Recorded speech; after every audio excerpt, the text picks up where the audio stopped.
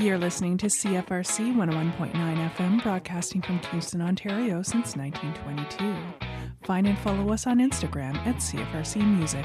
Coming up on this special community takeover of our airwaves, we're talking to Sandi Dodds, the Executive Director of the Mess Studio, facilitators Steph and Beth, as well as some of their patrons. Since 2009, the Mess Studio has provided an opportunity for people to come, connect, and create art in a non-threatening atmosphere of love and acceptance. Bringing a diverse community together, they aim to build relationships through art and strive to empower others to make healthier life choices. The Mess Studio welcomes anyone who is interested in creating art and connecting with others. You're listening to CFRC 101.9 FM, and on this afternoon's special community takeover of our airwaves, I am here at the Mess Studio. The first person we're going to talk to today is the Mess Studio's Executive Director, Sandi Dodds. Sandi, welcome to the program. Thank you, Ara. I'm happy to be on. Listeners obviously can't see this space, but it's pretty cool, very dynamic, a lot going on. If folks have never been here or don't know what the Mess Studio is, can you give them a little bit of an idea of who you are, what you do, what the mission is, and sort of who uses this space? Okay, great. Well, as our name implies, it's a messy space that began back in 2009. Another artist and I were talking, and we were just talking about the great dynamic that goes on when you're working on a piece of art and working side by side. At that time, we were working on a large mural for a school play. And we just really felt that we didn't know one another before we started painting this mural, and by the end of it, we were fast friends. So we began to just toss around the idea of what it would look like to use the making of art and the sharing of food to build a community of people. And while we all know that art is just so healthy, no matter what level you feel you're at, just the act of creating. And what sometimes is a barrier is finances, taking classes or the art supplies in themselves. So we began to toss around the idea of taking art supplies into Martha's stable. We went down, we spoke to Rhonda there and said that we'd like to bring art supplies in once a week and just sit at a table. So we started with a table that would fit about 6 artists, 2 to 3, and very quickly we began to sense just the camaraderie and the friendship. At first people were kind of looking over and saying, what are you doing? We didn't announce what we were doing, we didn't say come on and do art. We just sat down and started creating with our own art supplies. And the curiosity just took the better of everyone, and they started to join us. We loved being at Martha's. It was a great place to start. But as I said, very quickly we learned that we needed more space. So we moved around a couple of times, landed down here at St. Andrews at 130 Clergy. We met with the minister at the time. There was space downstairs in their basement, Gill Hall. And it was decided we would move in here. It was, at the time, the only green space downtown. So that was exciting. We had a captive audience out on the lawn most days when we came to work, so we would just invite people in. And when I say work, I say that actually quite loosely, because being in community, it is messy, but it's wonderful. And it doesn't actually feel like work. Most days it just feels like coming home and being with family. So here at St. Andrews, we started out, fairly conservatively, 10 people. Now, after we're in our 18th year, we are seeing anywhere between 120 and 140 people come in to make art, share food, and just be in community. And it's so diverse and inclusive. If you said, who is your population? I'd say who isn't, because everyone is welcomed in. We have people that possibly are living rough. We have people from Queens. We have retirees. We have professional artists. We have people from different organizations that have been referred to us to look for community. So it isn't about who comes. It's about the fact that we have been able to create a space where everyone feels valued and there's dignity and just a real sense of family. So we're called the Mess Studio because making art is messy, obviously, and life can be really messy. And we just encourage everyone to persevere and to just work through those things that actually can turn out quite beautiful. those unexpected things in our lives, that having someone to walk beside you during those times, that we're not therapists or anything else, but obviously art in itself is therapy. For all of us, we just see that we're healthier when we're together. And I love the sense of community and how diverse and inclusive the community that you're developing it here is. What would you say to people who are like, oh, this sounds really interesting, but I'm too nervous, or I'm intimidated, or I'm not a good artist? Well, the first thing I would say is that we don't mark anything. So don't worry about whether you're a good artist or whether you've done it. Most of us get that creative drive almost knocked out of us when we're young. Maybe somebody said, oh, that doesn't look like a tree. Or, you need to do it this way. Or they actually came over and worked on our art piece. And that is something we really discourage here. There is a lot of learning that goes on one-on-one. But it's not a class and it's not a program. It's a community. So come in, get back in touch with your artistic dent, because if we all created the same, it would be pretty boring. So we say come in, get back in touch with it, have fun with it, and don't worry about the value of your art. Isn't whether you sell it or whether somebody calls you an artist. We are created to be creative. And we're healthier when we're feeding that within ourselves. So we can have food, we can have clothing, we can have shelter, but until we are able to get back in touch with that side of ourselves that is creative and that is giving, I think our humanity is jeopardized. So getting back into it, finding a way to express yourself. There's something on the wall here for everyone. And again, the diversity of the art, there's realism, there's abstract, there's somewhere in between, there's like collage, and there's something I think that will appeal to every person that comes in, and the walls are full, as you saw. So we would just say, come in, grab a cup of coffee, and just relax, and then see where that takes you. We had someone come for over 5 years who never did any art, and then started coloring. So that's huge for us. I think it's nice to know too that you don't have to rush into things. No. You can get a sense of the place before you're quote unquote expected, and there is no expectation. And the great thing about coming into this space, like we are in the basement, so you have to come down these stairs. Our signs are outside. It says the Mess Studio, come join us. You ring a doorbell, so one of our facilitators comes up, opens the door and says, hey, and introduces himself. So you're coming down the stairs, not alone, into a big room of unknown people, but by the time you come to the bottom of the stairs, you've exchanged names and maybe, chatted a bit. So I think it's a gentle way to enter without feeling like I've just opened the door. And I often think of Cheers when everybody would yell Norm. Yeah. So I think this is actually a really nice way to enter in, because you're walking beside someone. They give you a 10-cent tour kind of thing, help you get acclimatized, go from there. And how many people do you have volunteering, I guess, on the facilitation or instructor, or there are people who wash dishes? We're trying to have 3 facilitators per day, and then we can use as many volunteers. Actually, we don't call them volunteers. That's another thing. Everyone who comes to the Mess Studio is a community member.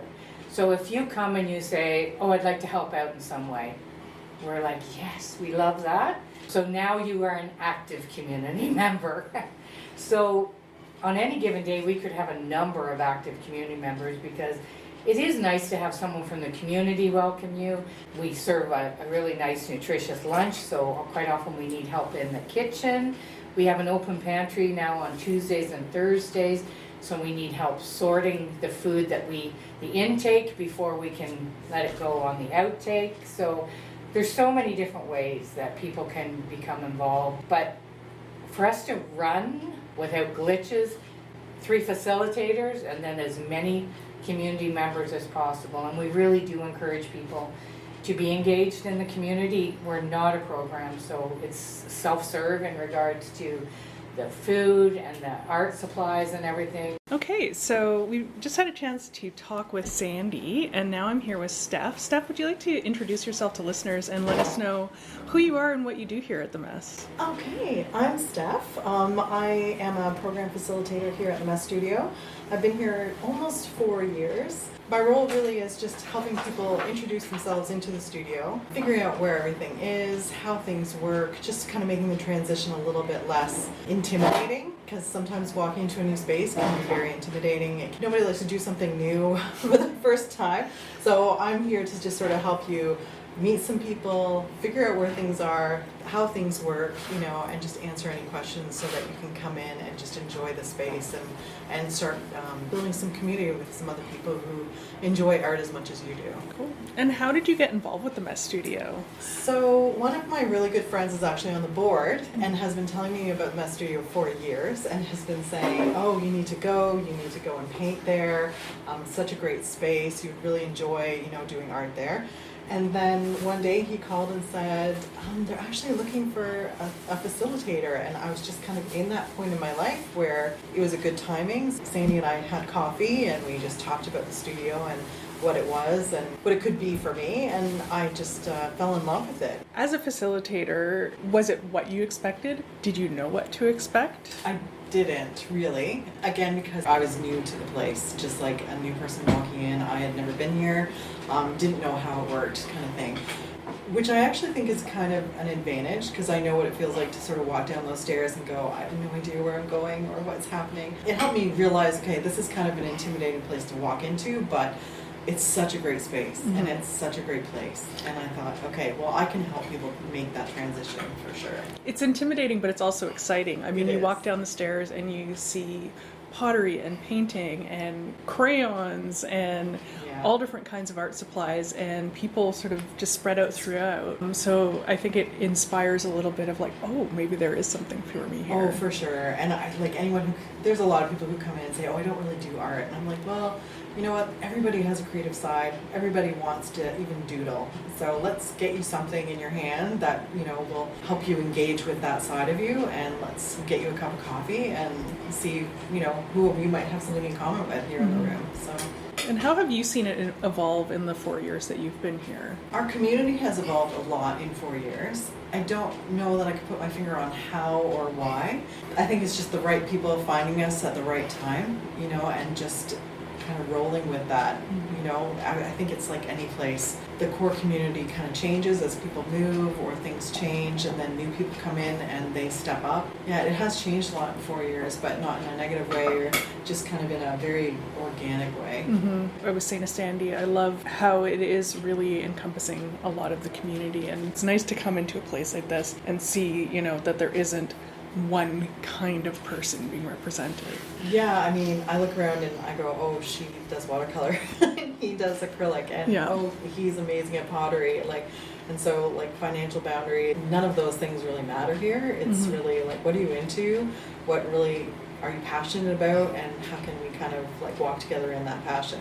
You mentioned intimidation factor. As a facilitator, how do you encourage people to kind of just let go of those personal judgments or those expectations that we place on ourselves? I'm not good enough to do this. Right. Yeah, that's hard. It's really hard when it comes to art because I think people have an expectation of what they need to be in order to engage in an artist community. And here we have people who just come and have coffee and love to chat. And I haven't seen them pick up a pencil ever.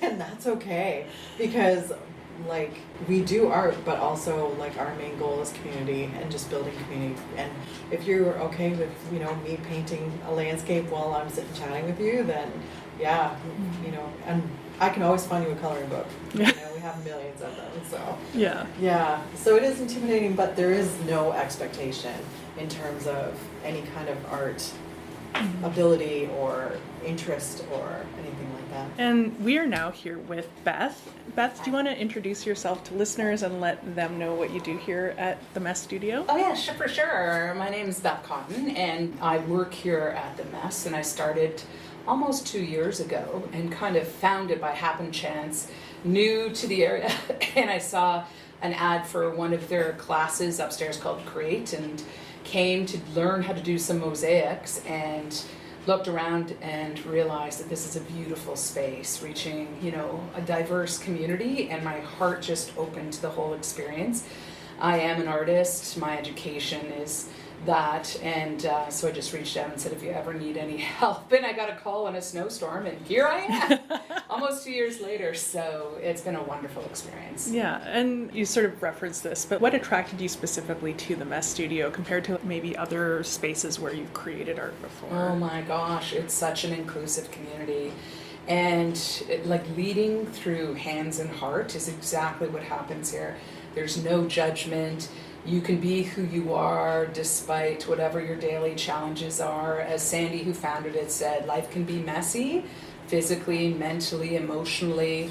And here, as long as you can come in and interact with community, you can come and be here and create art. And when you eat together, that has a feeling of family, that you belong. And so I just think it's incredibly beautiful that people can come here, work independently. I mean, I float around, so I ask somebody if I may make a suggestion, and if they're open to a new idea, that they want to try. But everybody works independently, and I really like that people can come and feel like they're part of our family, which they are. Because there are a lot of people that live by themselves, and loneliness is an epidemic. So if you can come here, we have so many regulars, and then some that pop in, and feel that you're part of our community. That's what it's all about. So you can create whatever you want through pottery, through pastels, chalks, markers, photography, wood burning, clay, and we will feed you from the generous food that's donated from Lion Hearts, which serves 62 agencies. It's a beautiful organization. So we have delicious snacks and coffee, tea, and then lunch every day at noon, and it's really a place of gratitude. I look at everybody as if they were my child, and I would want everybody to feel loved and accepted. And so the goal is to make sure everybody feels seen. Somebody tells you something, you circle back, and how is that going? Did you find a place to live? Did you make some new friends with that experience? So emotionally, it's really heavy some days when you hear some stories that are out of your ordinary, normal life, but at the same time, it's just amazing to be spending my time where I feel like I'm making a difference, even if it's just simply making somebody feel seen, and understood. And I mean, you touched sort of broadly upon it, but what activities do you do here? Oh yeah, okay, everything. Everything. I know. So I am technically an art consultant, so wander around, and I've got lots of experience in all different mediums. So I can assist and come up with ideas. The last Thursday of every month, we have what's called the Create Upstairs, and now that's a class that I teach.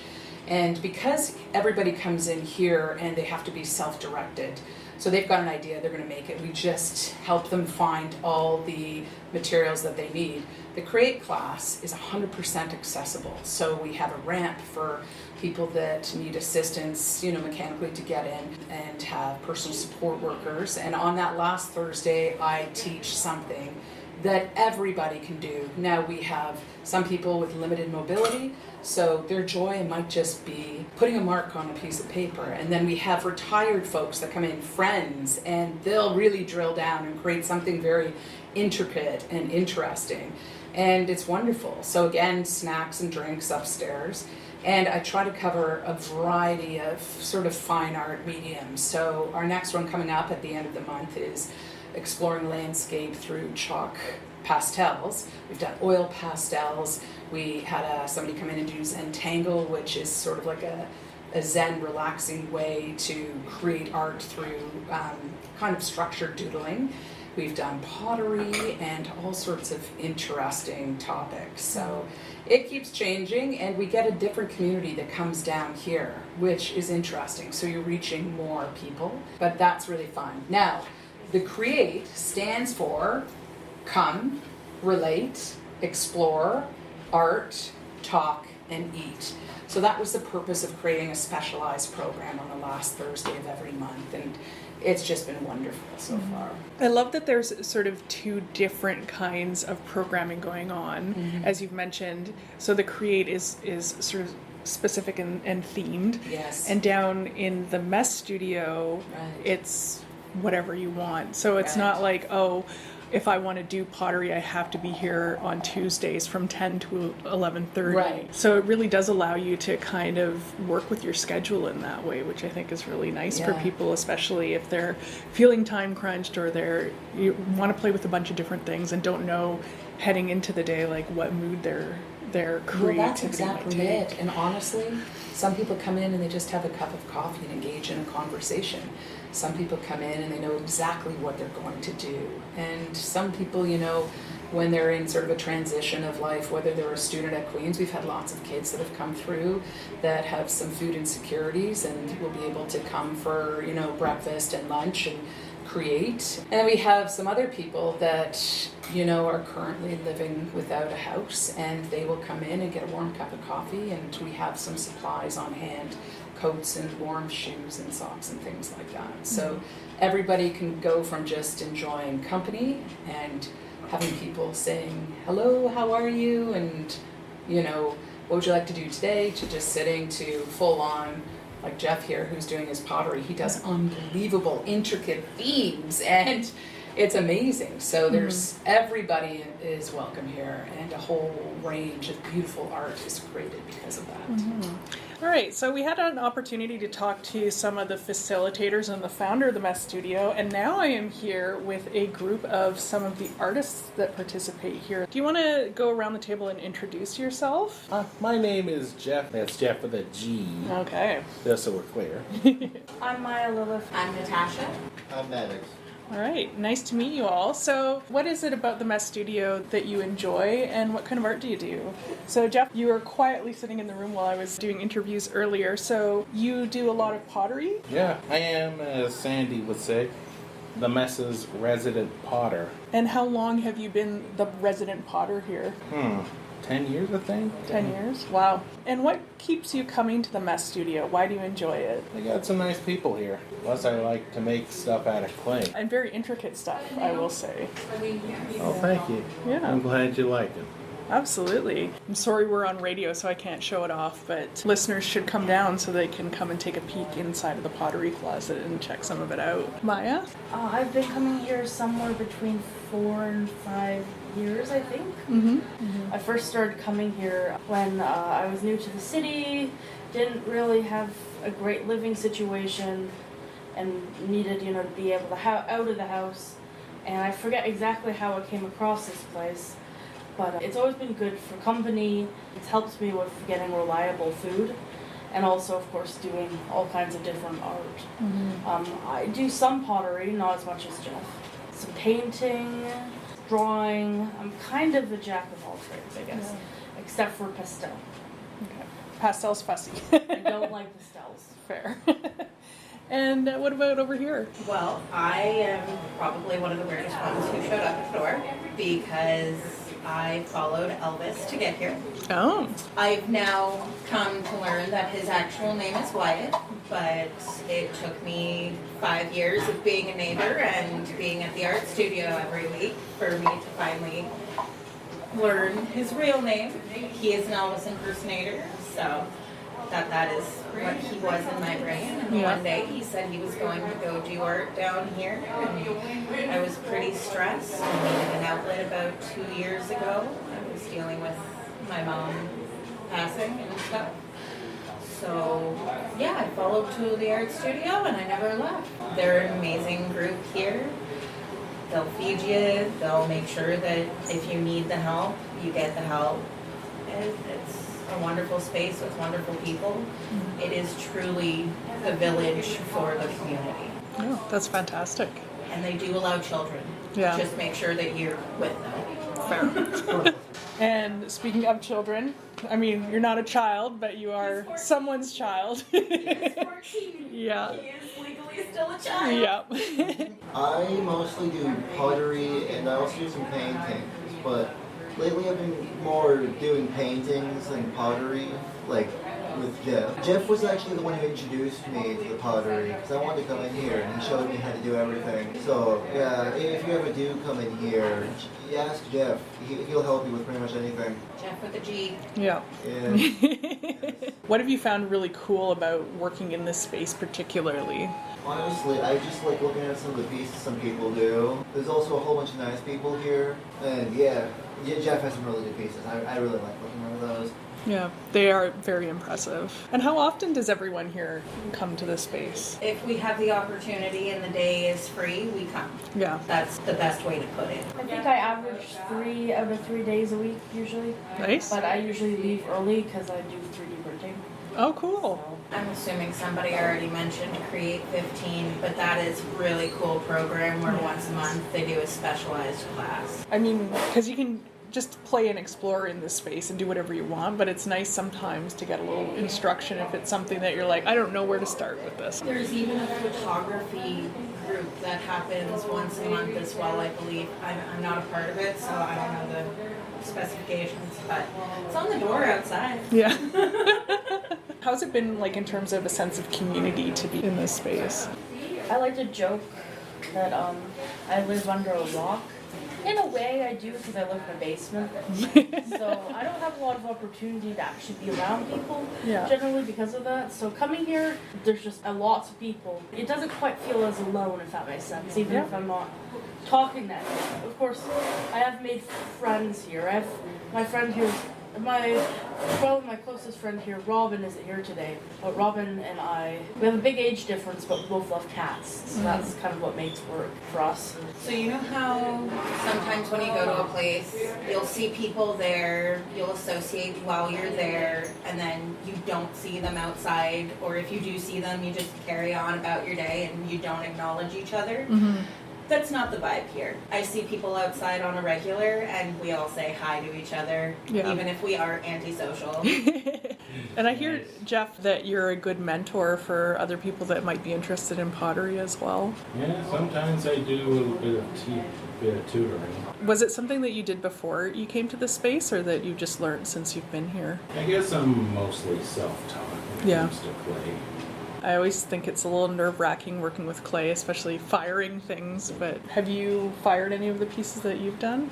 Yeah, I've done a decent amount. I've also had a few failures. Okay. A couple of cracked things, nothing exploded, I hope. Nothing exploded. Sometimes things just fall apart and you put them together right. Yeah, part of the learning process, right? Yeah, trial and error. Yeah. Mostly the latter. Yeah. I think it's nice to do activities where making mistakes is part of the process, and it's a good life skill to learn to be like, okay, you know what, it doesn't have to be perfect, I learned something. The camera can't see it, but we exhibit our mistakes and show them off here. And that is a little dude that is stuck to a tile because it was glazed on the bottom. Nothing works better than a visual reminder. Yes. And another reminder that every time this happens, Amaranth charges us for it. Oh, because it gets fired on those tiles. Yeah. We don't actually do the firing here. Right. Well, I mean, having your own kiln is big and very hot. Plus, we don't have the space for it. Yeah, exactly.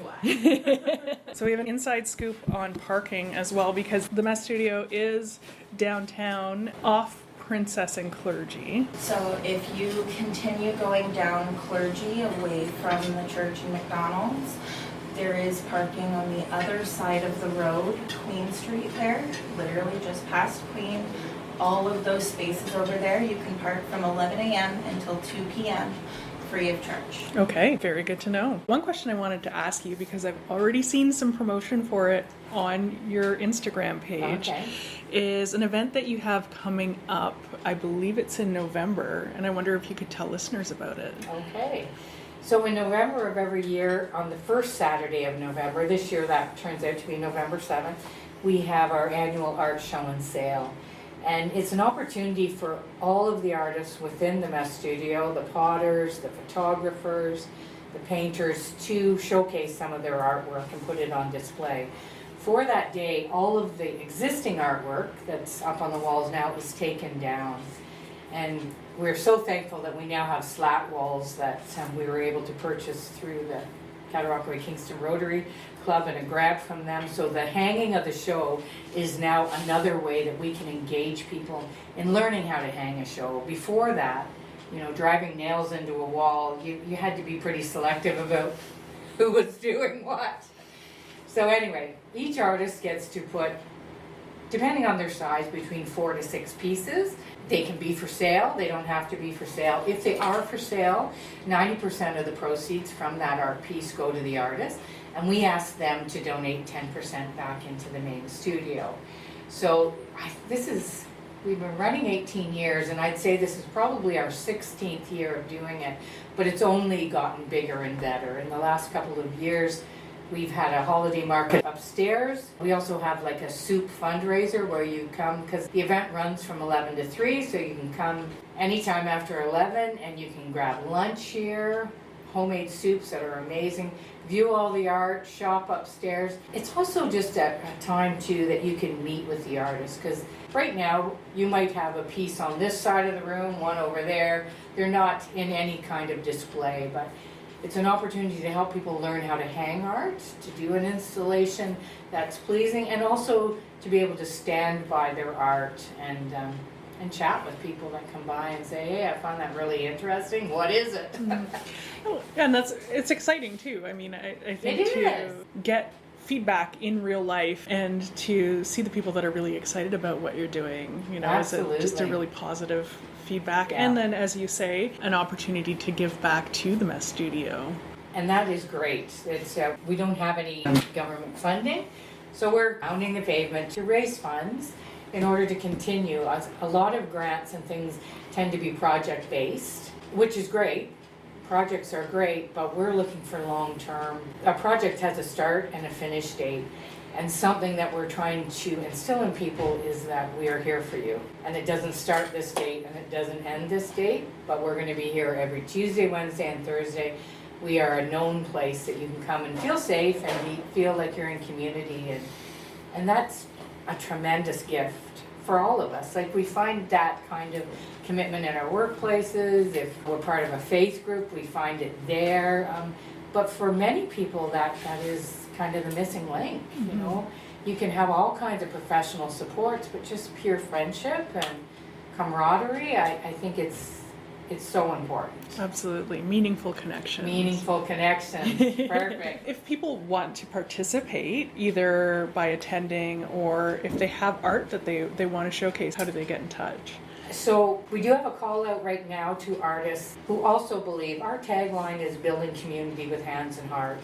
So if you believe that everyone should have access to community, to being creative and all of that, we have asked, and we usually get a very great response from the Kingston community. We've asked professional artists to donate a small piece, something up to the value of $150 kind of thing, and you'll get a gift in kind receipt for that. So we have one area of the show where it's all donated pieces that go 100% back in to us building community with hands and heart. There's a number of ways, even coming in and helping out on the day of, if you've got some time. Maybe you want to play some music upstairs. Like, we are just really open to whatever kind of suggestions that people might have to enhance that day for us, but also to enhance our weekly get-togethers here. Be an active community member. It can be as simple as just coming in and sitting down and having a cup of coffee beside someone. So there's so many different ways to be involved, and they're all so meaningful.